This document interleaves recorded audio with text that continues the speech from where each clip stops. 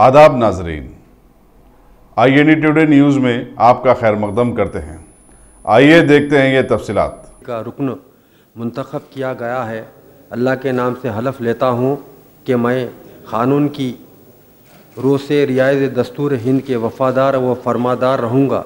हिंदुस्तान के इक़्तिदार आला सालिमियत को बरकरार रखूँगा और उस फ़र्ज़ को मनसबी की जो मुझे तफ़वीज़ किया जाने वाला है ज़ियानतदारी से अंजाम दूँगा। मैं मोहम्मद मौज़म ख़ान, रुकन तेलंगाना क़ानून साज असम्बली, अल्लाह के नाम से हलफ लेता हूँ कि मैं ऐवान के क़वायद व पाबंद रहूँगा, इन पर अमल करूँगा और आदाब मजलिस को मलहूज़ रखते हुए ऐवान की रिवायत का एहतराम करूँगा। श्री मुठा गोपाल।